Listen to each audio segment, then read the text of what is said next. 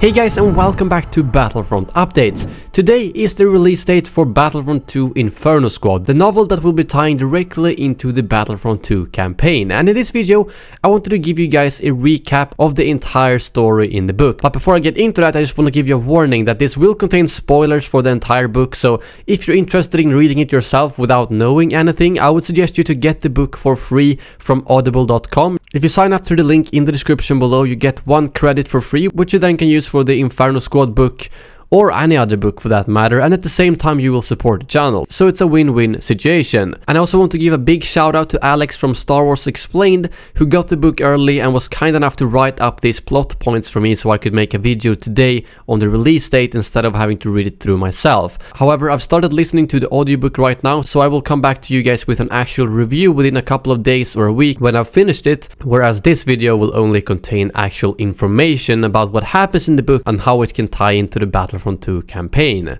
So, final warning, if you don't want any spoilers for the book at all, feel free to click away right now. But again, this will not spoil anything from the campaign, but this all happens before the campaign. So, this book starts off with Iden being at Yavin 4 at the destruction of the first Death Star, and she, together with Darth Vader, is some of the very few survivors of the massive explosion that was caused by the first Death Star, something which will fuel her hatred towards the rebellion even more.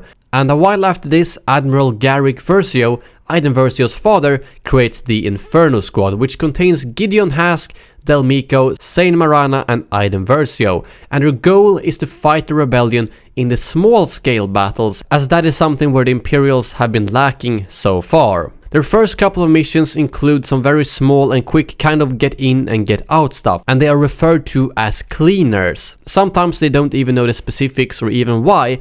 It might just be, hey, this guy has some incriminating stuff, go get it so he can't use it. Such as one of their first missions where they have to secure some blackmail material from a moth. The main mission of the book is when the Inferno Squad aims to infiltrate the Partisans, which is Saw Gerrera's remaining gang from after Rogue One. It's only about 9 or 10 left of them right now, however they have been causing a lot of trouble for the Imperials even after Saw Gerrera's death. The main goal of this mission is to find out how the Partisans get their inside information from the Empire, as well as shutting them down overall, so it took a lot of time and trust to get there. They spend months undercover, except for Iden, whose cover was actually being a defected Imperial. The other members get in by trying to act as normal people wanting to help the rebels, such as one of them posing as a slave that the Partisans actually liberate. This gives them a good cover, and since they've had other Imperial defectors in the Partisans before, it makes sense that Iden would get in that way. One of the Partisans' codename is Mentor, and another Partisan used to work for ISB, which is the Imperial Security Bureau, but the Inferno Squad are really unsure if he's an actual Imperial undercover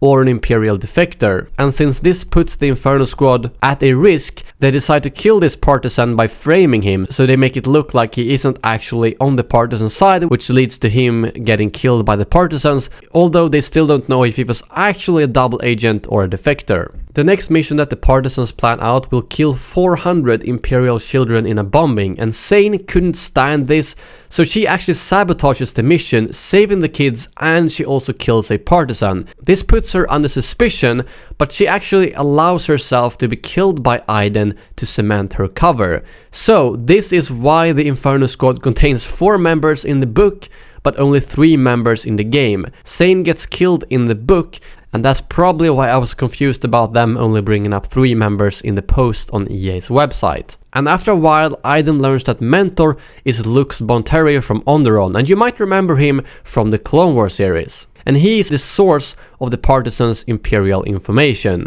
And just to recap, he was a son of a senator, and he ended up marrying an Imperial until he decided to turn against them. So this mission then wraps up with Iden dispatching Lux Bonterrier and securing that information that he had stolen from the Empire. It's also hinted that Iden doesn't actually kill him, but only stun him. I'm not sure if that's going to be relevant for future stories or not. And the rest of the Inferno Squad members take out the other Partisans and they return to the Empire, and Iden's name is then cleared as she wasn't actually a defector, but it was only to give her a cover while she was infiltrating the partisans. And that's where the book ends. So it still leaves a quite big gap of around 4 years between the book and the Battlefront II campaign, which I thought was quite interesting. I was expecting it to kind of end right at the Return of the Jedi before the campaign starts off, but for some reason this book only covers stuff that happens quite close after the destruction of the first Death Star. So that wraps up the story of the Inferno Squad book. How much does this tell you regarding the Battlefront II campaign?